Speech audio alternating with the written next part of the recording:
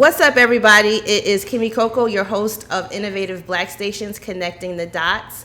And as you know, we are going into a runoff election here in Georgia, and we have a special guest, Mandisha Thomas. Yes, hello. Hi. So welcome to the show. Thank you. Mandisha is running for House of Representatives in District 65, Yes. and she was just telling me where District 65 is, so kind of let people know what area that is so that they can pay attention. So if you live in this area, pay attention to this, spread the word, and let people know what's going on. So explain to us where that is. Yes, well, District 65 is comprised of 6 cities and 2 counties.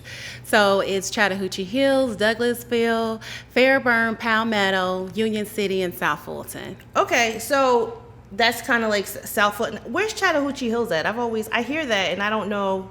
Mm-hmm. Is that South Fulton as well as like south of downtown area? It actually is coming past the airport. Oh. So down South Fulton Parkway. Okay. Yes, you also hear it recognized as Serenbe. Oh, that's what that is.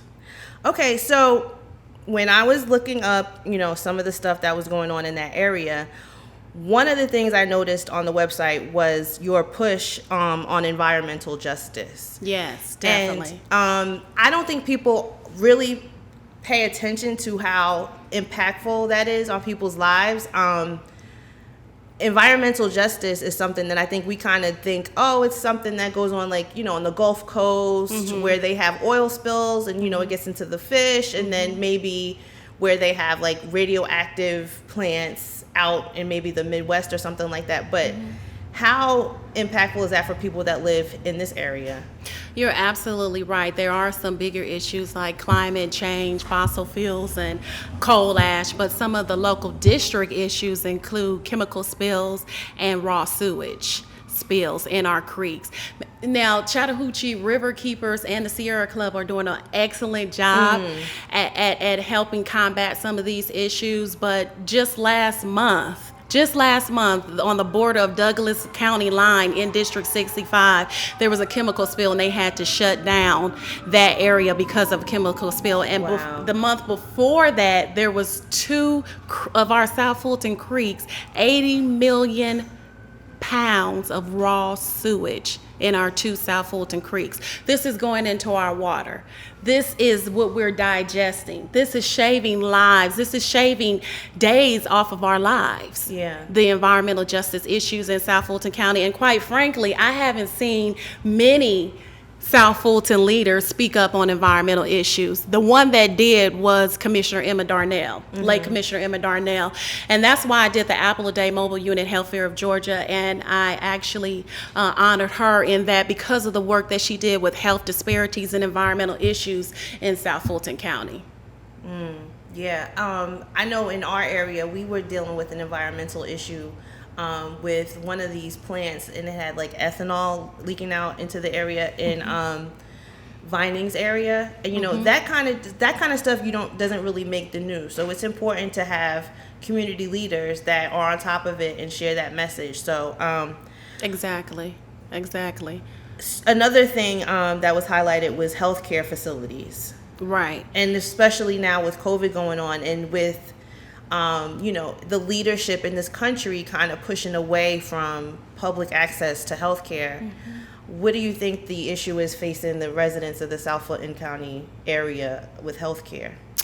Well, right now, healthcare facilities or a large hospital is about 45 minutes away. So if you're in a trauma, yes, you have 45 minutes to get to the nearest hospital. Oh my God. So that's Douglasville or Fayette. So we really need some type of healthcare system in South Fulton County. Because we have the new city of South Fulton, I am proud of them. They have put out an RFP to do a analysis about getting a hospital in South Fulton County. But even if we can't, because it's very hard to sustain hospitals and keep them going and keep everybody paid. But if we can get some smaller entities to come into South Fulton County, but we want quality healthcare providers.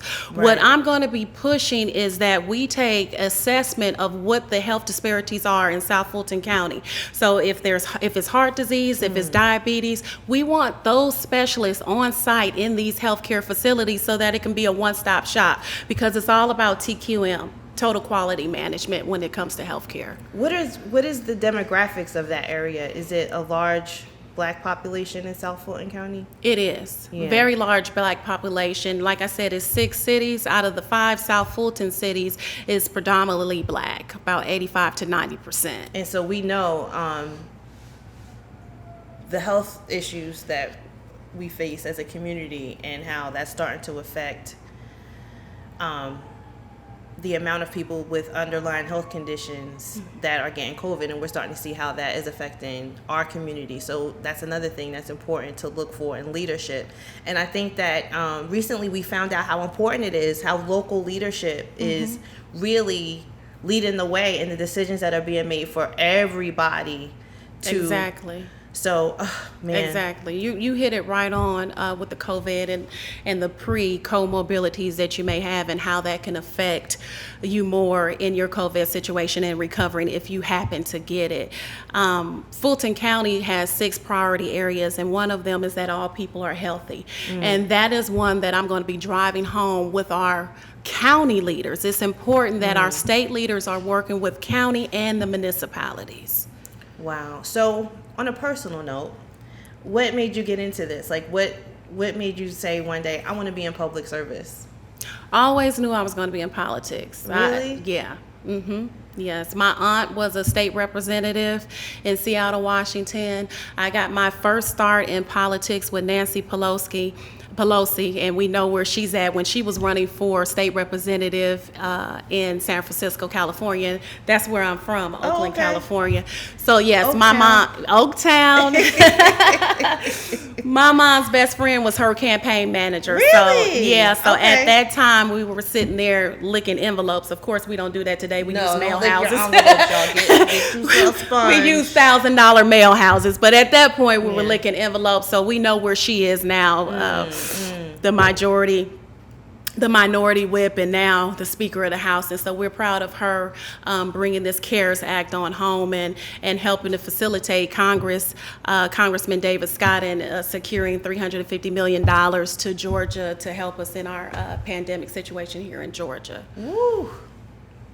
Nancy Pelosi. So that's one of your influences. And I mean, to me, she is, one of the most powerful women in Washington, D.C., of course, but I think that she shows that she really cares about people. So you have to really, and I think that's what separates, people are kind of afraid of politics, right? I mean, they think that it's just all smoke and mirrors. They're going to tell us one thing and they're going to do another thing. But I think when we have interviews like this and you kind of get to sit down and talk to people, you have to know, you have to tell the difference between the people that are doing it for people and the people that are doing it for themselves. Exactly. So when you talk about, the things that are going to affect people's health and people's lives, that is saying to me, you really just are genuinely caring about the people. So we appreciate that. So tell us other things that are going on with your campaign. Do you think it's different now, campaigning, than it was, say, like 5-6 years ago because of everything that's going on? Oh, it's definitely different. The sociological times that we're in is definitely different. It's definitely more aggressive and progressive, and we need to elect more progressive and aggressive leaders. That's one of the reasons why I'm running in this seat.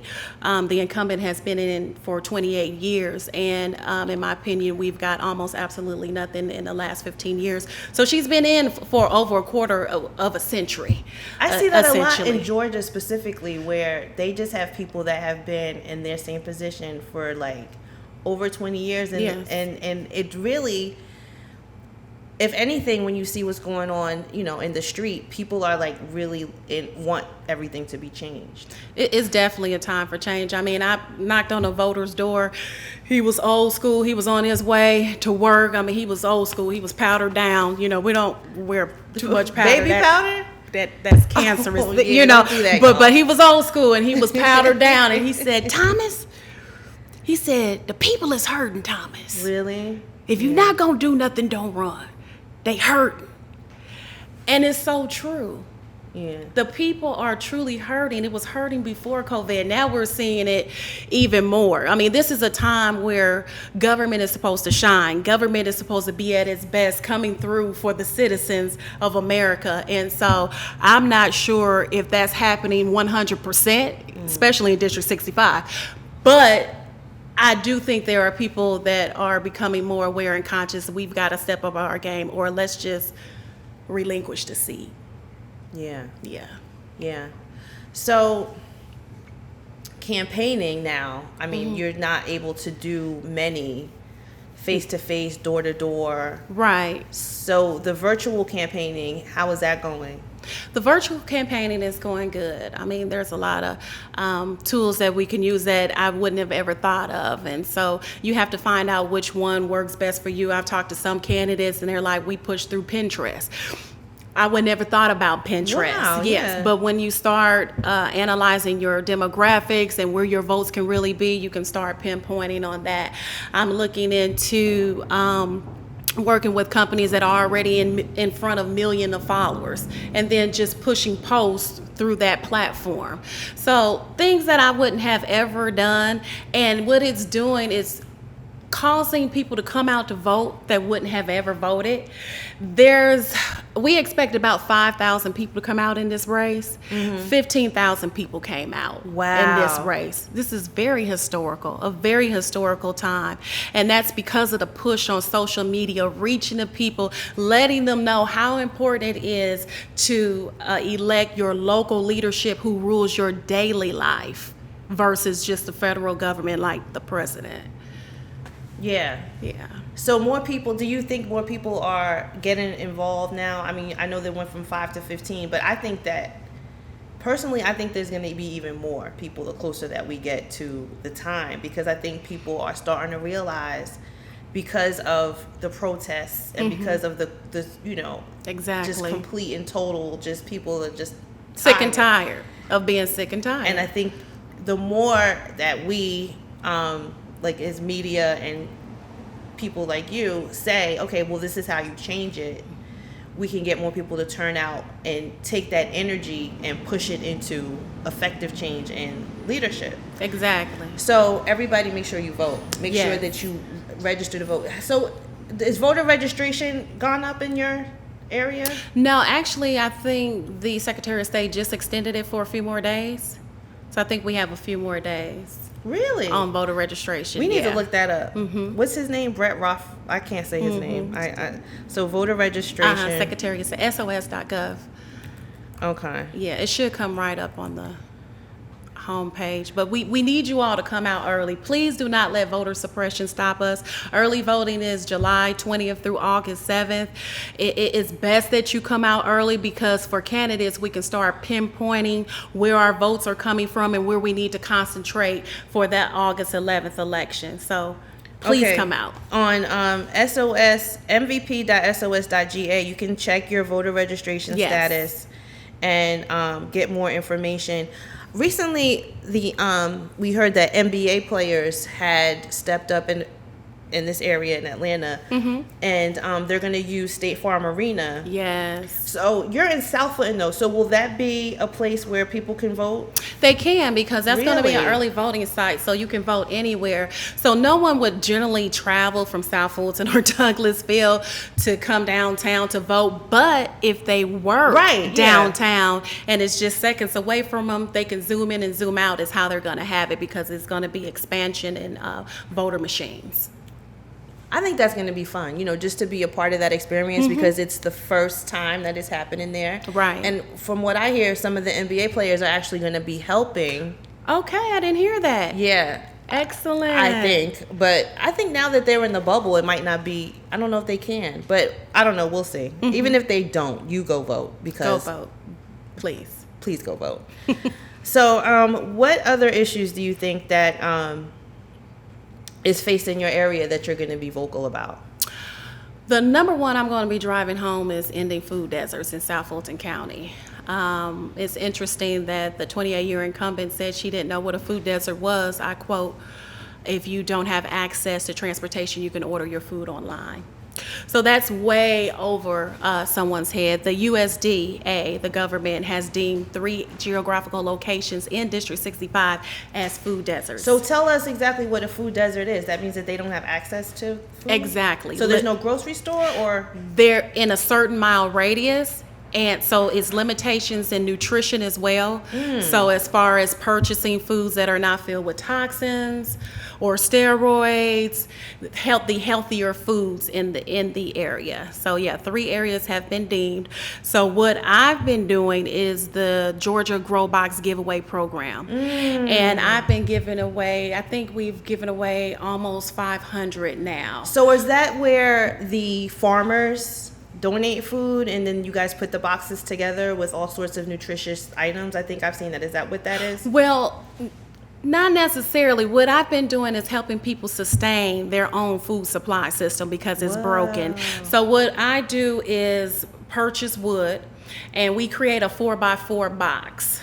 And we screw it together. We give you a bag of fertilized soil and 3 bags of seeds, tomatoes, squash, and cucumbers. So the season is changing, so we'll be changing out some of those seeds. You can grow tomatoes all year, so that would definitely stay. But these boxes are maintained or meant to sustain a family of 3 a week. It can feed a family of 3 in a week. So where does it grow? Inside your house? Or? We show you how to grow it outside in the garden. And if you go to my website, MandishaThomas.com, I have some pictures on there from hundreds of people who have started growing. The food is growing in just 1 week. You have food. Wow. But you can also grow it in the the garage, but we show you how to grow it in your backyard. That is so cool. Right. I think that we need to get back to that. A lot of people are saying that, because of the toxins in the air and in the water, like really it is a good idea to start growing your own food. It is. I mean, we went back to farming almost 20 years ago. I don't think that we caught up with it, but we did. President Barack Obama made strong provisions for our farmers. And also President-elect, or soon-to-be President, hoping Biden is going to be following the same suit. Georgia's #1 industry is agriculture. Right. So it's ironic that South Fulton would be sitting in a food desert when that's our industry. Yeah. Yeah. So one of the last things that I want to push is a new workforce for youth in agriculture. So right now, the General Assembly has been pushing this gaming bill back and forth since 2016, 2017. It's been going back and forth. What they're trying to say, or why it looks so attractive to some legislators, is that they're saying that someone out of high school can come out making $50,000. That's great, because I wasn't making $50,000 out of undergrad, neither was I making it out of grad school. Right. So I know what $50,000 can do in Atlanta, and I know that sounds good, but in an agricultural workforce, I'm upping the bar. There are positions from 68,000 to 124,000 in agriculture, using the land or resources that we have, which District 65 has the most undeveloped land in South Fulton County. Wow. So Yes. that's going to open up jobs, education, a whole bunch of stuff. And I mean, for a lifetime. For a lifetime across the state of Georgia. Wealth. Yeah. Yes. Because I know, I mean, for me, like I was telling you before, my family is from here. And I mean, that's what, they were farmers. Right. I mean, Right. they grew their own food. They sold it. They had a barter program. So look how long before people started thinking, okay, well, we have to go get jobs in other areas. But look how long Black families Sustain themselves on farming. the land. The land. So I think that's a great idea to get back to that, especially like you said, in that area where there's so much undeveloped land, because everybody moves into, the perimeter of 285, and then, you forget, hey, I could probably have more land if I kind of moved a little bit further south. Just a little bit. So it's not that far. It's not that far. And you can still work downtown. You could still work downtown. So that's good. That's good. That's good. All right. So when do we vote? Early voting started already, right? July 20th. Oh, the 20th it starts. July 20th to August 7th, and the election day is August 11th. So less than 30 days, I'll be Mandisha Thomas elect, state representative. Yes. And then you'll come back and you'll tell us all about everything that you have going on, and we can continue to spread the good word of what's going on in District 65. Most definitely. All right, y'all. Well, make sure you vote. And, I've been saying this every episode for the past 3 years. And so we're going to keep up with Mandisha, and we're going to make sure that we hold everyone accountable. Exactly. Because once we vote, make sure that the person that you voted for is keeping up with their word, y'all. So we will invite you back. Please come back. Thank you. I appreciate you. And we will see you guys later. MandishaThomas.com, Thomas465, Twitter and Instagram, Mandisha Thomas for House District 65, Facebook. All right, y'all. Peace.